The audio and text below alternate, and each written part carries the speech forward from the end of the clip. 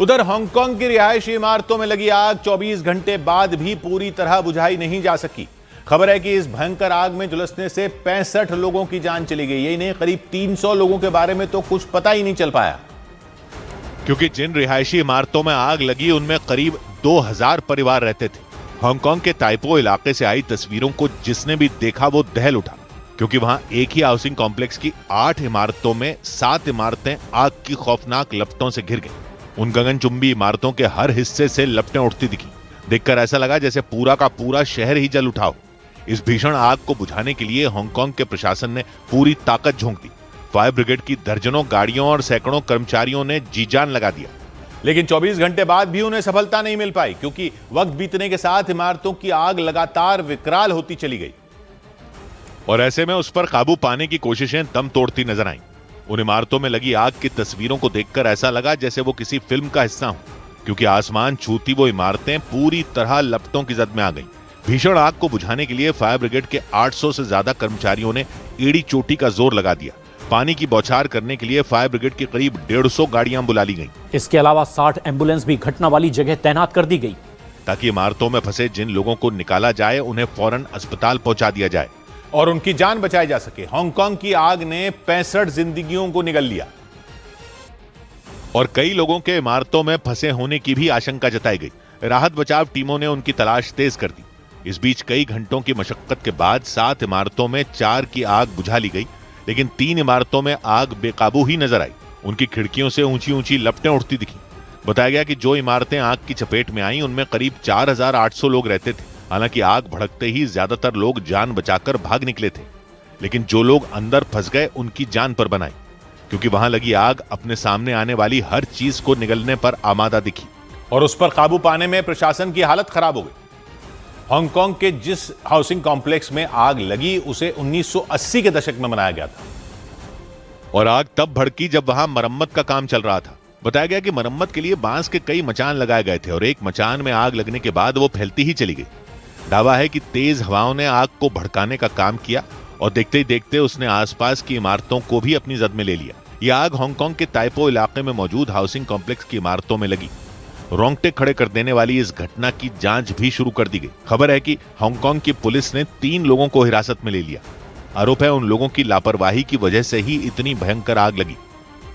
इधर दिल्ली ब्लास्ट के आतंकी मॉड्यूल की जांच कर रही एनआईए ने डॉक्टर मुजम्मिल के 2 और ठिकानों को पता लगाने का दावा किया। डॉक्टर मुजम्मिल वही हैं जिसे पुलिस ने दिल्ली में हुए आतंकी हमले से कुछ रोज पहले फरीदाबाद की अल फलाह यूनिवर्सिटी से गिरफ्तार किया था और फिर उसके 2 ठिकानों से करीब 3000 किलो विस्फोटक बरामद किया गया था। डॉक्टर मुजम्मिल का एक ठिकाना फरीदाबाद के फतेहपुर तगा गांव में था, जबकि दूसरा ठिकाना धौज गांव में था। उससे पूछताछ में पता चला कि उसने फरीदाबाद के खोरी जमालपुर गांव में भी एक घर किराए पर लिया था। मेरे पीछे जो ये घर देख रहे हैं, ये जमालपुर खोरी के पूर्व सरपंच जुम्मा खां का ये मकान है।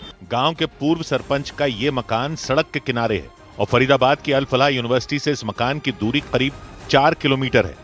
मतलब फरीदाबाद के फतेहपुर तगा गांव और धौज गांव के अलावा खोरी जमालपुर गांव में भी डॉक्टर मुजम्मिल ने आतंकी मंसूबों को पूरा करने के लिए अपना ठिकाना बना रखा था।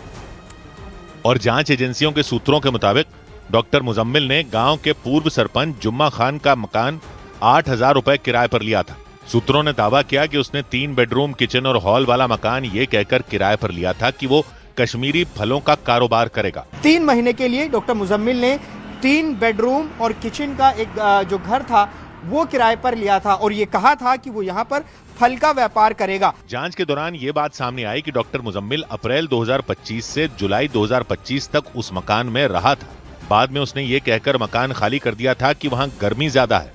और सूत्रों के मुताबिक डॉक्टर मुजम्मिल का प्लान कारोबार की आड़ में विस्फोटक को मकान में छिपाना था, लेकिन जब उसका यह मकसद पूरा नहीं हुआ तो उसने मकान को खाली कर दिया था। और सूत्रों के मुताबिक कुछ रोज पहले एनआईए की टीम डॉक्टर मुजम्मिल को लेकर फरीदाबाद के खोरी जमालपुर गांव में पहुंची थी। एनआईए उसे उस मकान में भी ले गई थी जिसे उसने किराए पर लिया था। दावा किया गया कि मकान मालिक जुमा खान ने डॉक्टर मुजम्मिल को पहचान लिया था। सूत्रों के मुताबिक डॉक्टर मुजम्मिल के साथ एक महिला कई बार उस मकान पर आई थी। बाद में पता चला कि वो महिला कोई और नहीं बल्कि डॉक्टर शाहीन थी। ये भी जानकारी जुम्मा खान ने एनआईए को दी है कि शाहीन सईद के साथ कई बार डॉक्टर मुजम्मिल इस घर पर आया करता था। सूत्रों के मुताबिक डॉक्टर मुजम्मिल ने मकान मालिक को यह बताया था कि डॉक्टर शाहीन उसकी रिश्तेदार है। और मकान मालिक जुम्मा खान ने एनआईए को बताया कि भतीजे के इलाज के दौरान अल फलाह अस्पताल में डॉक्टर मुजम्मिल से वो पहली बार मिले थे। जुम्मा खान के भतीजे को कैंसर था और उसी के इलाज के लिए वो अल फलाह अस्पताल गए थे। जांच एजेंसियों के मुताबिक वहीं पर उनकी मुलाकात डॉक्टर मुजम्मिल और डॉक्टर उमर से हुई थी। इसके बाद उन दोनों से जुमा खान की अच्छी जान पहचान हो गई थी। दावा किया गया कि डॉक्टर मुजम्मिल कई बार उनके ऑफिस भी आया था। हालांकि जुलाई में जुमा खान के भतीजे की कैंसर से मौत हो गई थी। जुम्मा खान के भतीजे को कैंसर था और जुलाई महीने में उसकी मौत हो गई थी। इसी सिलसिले में अल फलाह में वो इलाज के लिए गया था, जहां वो डॉक्टर मुजम्मिल से मिला। जांच एजेंसियों के सूत्रों ने बताया कि डॉक्टर मुजम्मिल ने जुमा खान से पहले दोस्ती बढ़ाई और फिर अपना मकसद पूरा करने के लिए उनके मकान को किराए पर लिया था। और चौंकाने वाली बात यह कि जांच के दौरान एनआईए को अल फलाह यूनिवर्सिटी के पास डॉक्टर मुजम्मिल का चौथा ठिकाना में मिला। दावा किया गया कि वहां उसने कई दिनों तक विस्फोटक छिपा कर रखा था। और सूत्रों के मुताबिक डॉक्टर मुजम्मिल का चौथा ठिकाना अल फलाह यूनिवर्सिटी के पास खेतों में बना एक कमरा था। दावा किया गया कि उसने सबसे पहले उसी कमरे में करीब 12 दिन तक विस्फोटक छिपा रखा था। यूनिवर्सिटी के पास एक और कोठरी थी जहां पर विस्फोटक रखा गया था। वहां पर 12 दिन तक खेतों में बनी एक कोठरी में विस्फोटक रखा गया था। सूत्र बताते हैं कि 12 दिन के बाद डॉक्टर मुजम्मिल ने चोरी होने या किसी को पता चलने के डर से फतेहपुर तगा गांव में मौजूद किराए पर लिए एक कमरे में विस्फोटक शिफ्ट कर दिया था। दावा किया गया कि उसी कमरे पर तैयार हुआ विस्फोटक दिल्ली ब्लास्ट में इस्तेमाल किया गया था।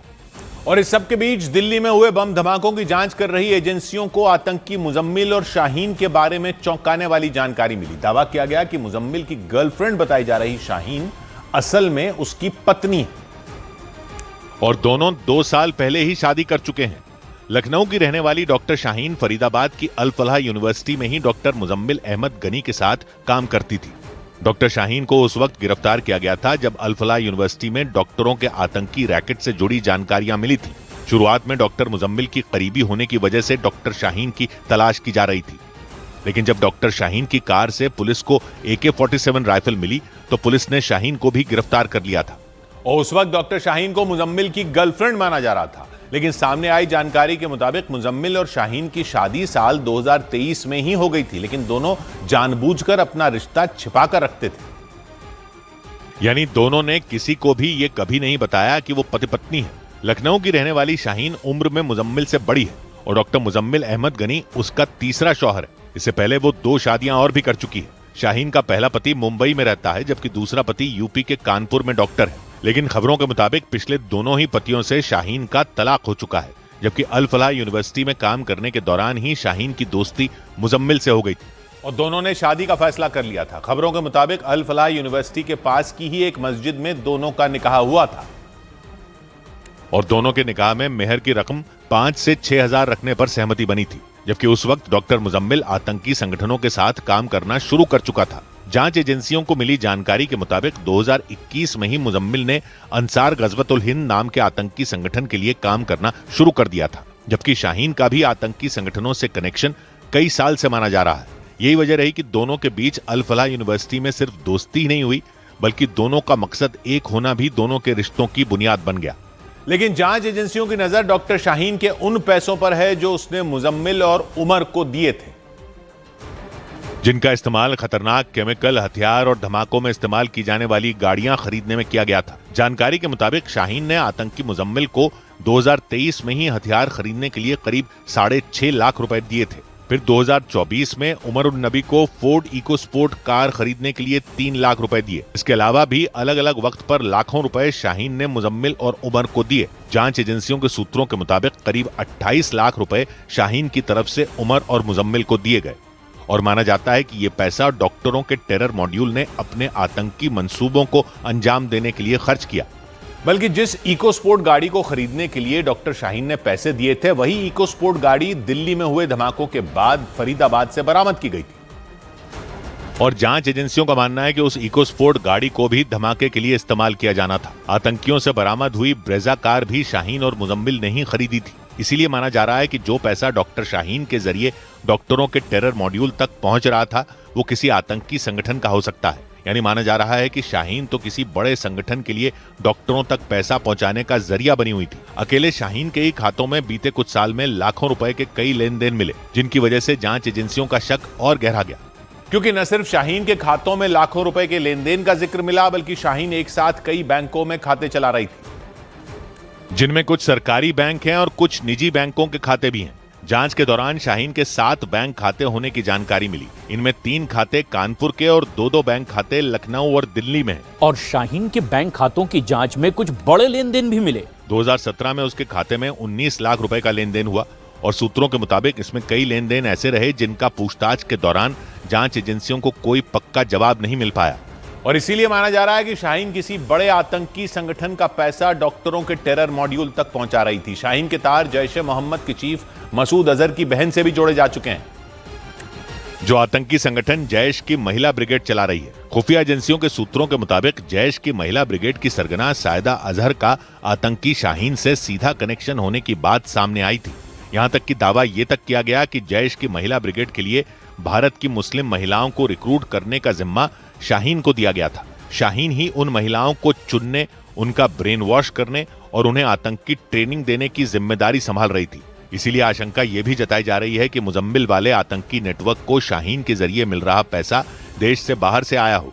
और इसीलिए शाहीन और मुजम्मिल की विदेश यात्राओं की भी जांच की जा रही है। शाहीन तो कुछ साल के लिए सऊदी अरब भी रहकर आई थी और वहां भी एक मेडिकल कॉलेज में असिस्टेंट प्रोफेसर के तौर पर काम करती थी। इसके अलावा शाहीन 3 बार पाकिस्तान की यात्रा भी कर चुकी है, जबकि 2013 में डॉक्टर शाहीन थाईलैंड की यात्रा पर भी गई थी। जबकि मुजम्मिल के पासपोर्ट पर सिर्फ तुर्की की यात्रा की जानकारी है।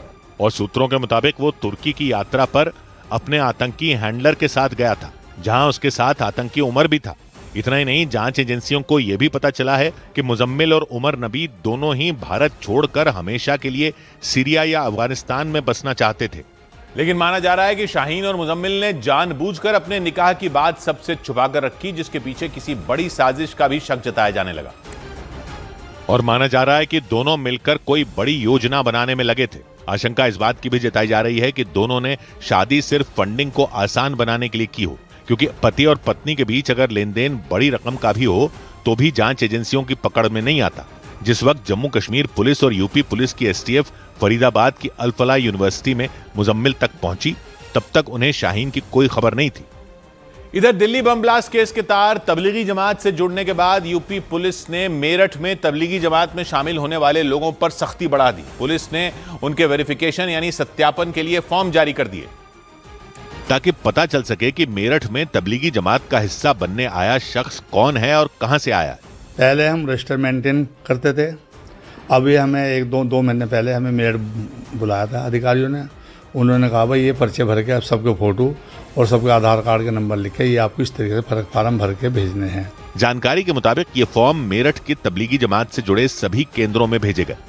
उन फॉर्म में तबलीगी जमात में शामिल होने वाले लोगों के नाम, आधार कार्ड, पता और फोन नंबर के साथ ही तस्वीर लगाना भी जरूरी होगा। और वो इसलिए क्योंकि दिल्ली धमाके के तार यूपी के मेरठ के तबलीगी जमात से जुड़ते दिखे। दिल्ली ब्लास्ट केस की जांच करते हुए सुरक्षा एजेंसियों ने कुछ दिन पहले केमिकल से बम बनाने के आरोप में गुजरात से 3 युवकों को गिरफ्तार किया था।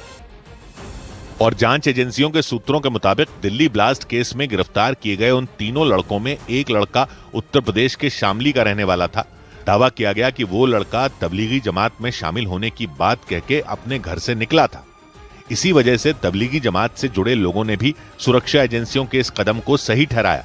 तो अच्छा काम है और इसमें जो परफॉर्मा किया इससे ठीक है, फायदा भी लगा, कोई नुकसान नहीं है इसमें। तो सुरक्षा एजेंसियों ने उम्मीद जताई कि इससे तबलीगी जमात में शामिल होने वालों का डेटा आसानी से मिल जाएगा।